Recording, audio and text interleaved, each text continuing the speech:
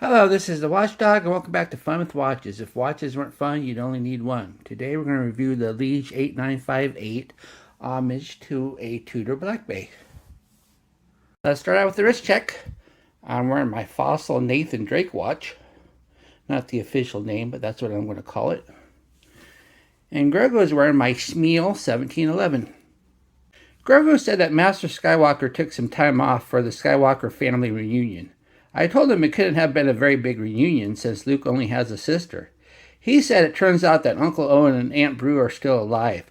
The two smoldering bodies Luke found were two traveling salesmen that Beru blasted because they only spoke bocce.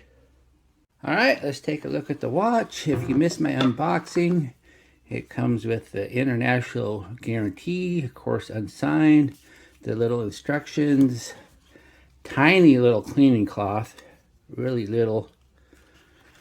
I have an extra link because I took off one link. Then you have the hang tag to make sure it's official. And here's the watch. This is a $25 watch, which is about as cheap as you can get for a Tudor homage. This is a Quartz watch, which keeps the price this low.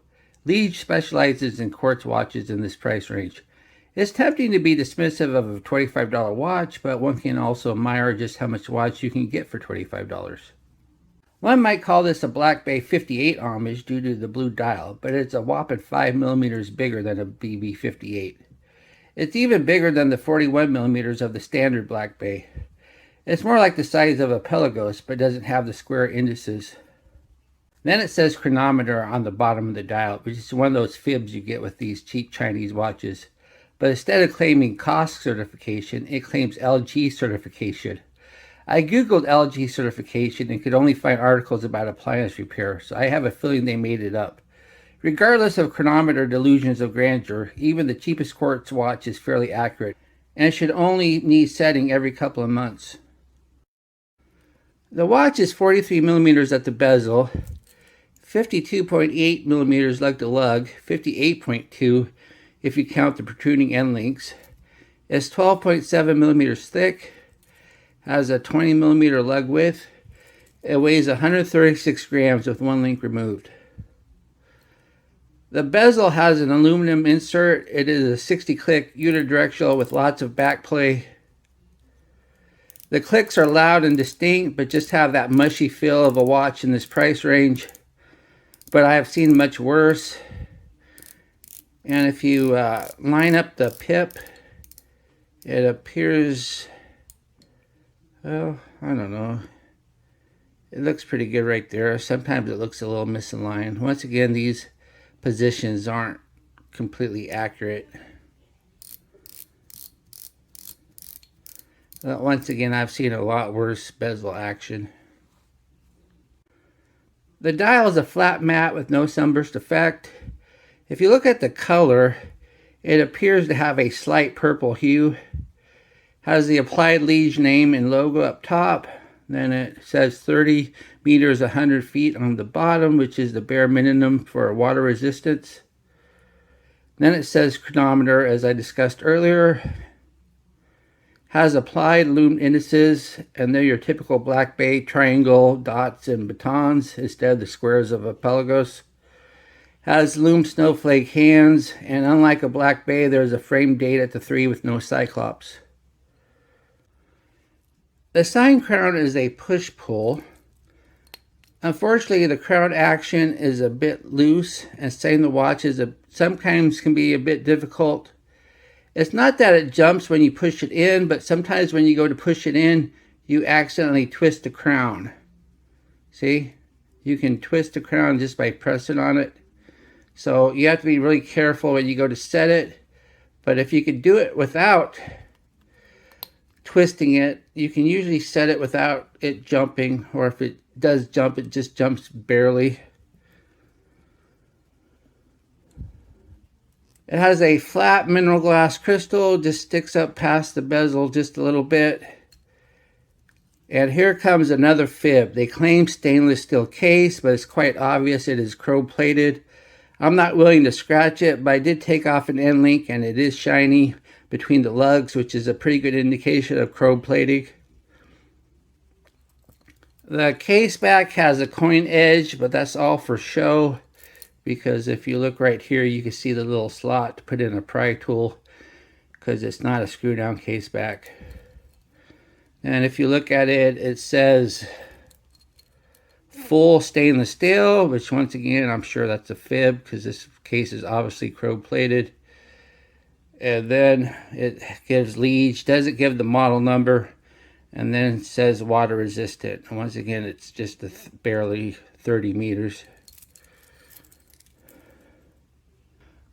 Underneath is a quartz movement of unknown origin. I didn't bother taking the case back off, because usually they're not marked anyway when they're this cheap. I assume it is Chinese because one would advertise Japanese. Also, the loose crown action can be another indication of Chinese and not Japanese. Although they appear to be solid, these end links are hollow. I took one off and it's definitely hollow, because all these links are hollow. If you look here, you can see the seams. So, which is one of the reasons why such a big watch is only 130 grams. If these were solid links, this thing would be 160, 170 easily. But they're nice looking links. I mean, obviously they're single links and not a 3-link. But they look nice, and you can barely see the seams. So it's not very noticeable. But the clasp, though, is a butterfly clasp, which is an odd choice for a dive style watch. But the other Lige dive style watch I had a butterfly clasp also. I guess that's just what they do. But I mean, it's a nice looking clasp, and it works well enough. At least it's a push button and not a friction clasp. But there are no half links, and these are some pretty big links, so getting a good fit may be difficult, since there's no micro adjust because of a butterfly clasp. Here's the watch on my 7.5-inch wrist. It's a big watch, so I can just barely pull it off. If you have a wrist much smaller than 7, you might want to give this one a pass, unless you just like big watches. But it fits nice, it wears nice, and once again, because of the hollow bracelet, it's not too heavy. It's a bit snug, but if I put another link in, it'll be way too loose. So I'd rather have it a little tight than too loose. Here we are in the Lume room. One doesn't expect greatness from a $25 watch, but let's test it anyway. As we speed up the time, this is yet another case of decent index lume, but really bad hand lume. Not sure why these watch brands think hands don't matter, but it's not near as bad as the much more expensive Caseback C8203 I just reviewed. What do I like about this watch? Well, I like the bracelet. Even though it's hollow, it looks nice and it wears nice. Plus, I like the indices and the hands. They don't look cheap. And I like the fact that the watch wears nice, even though it's a really big watch.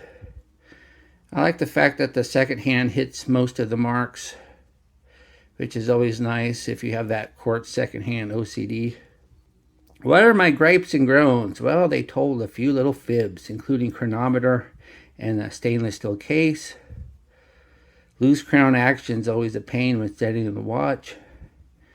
And the hand lume isn't near as good as the index lume. And once again, the hands are much more important than the index is. It should be the exact opposite.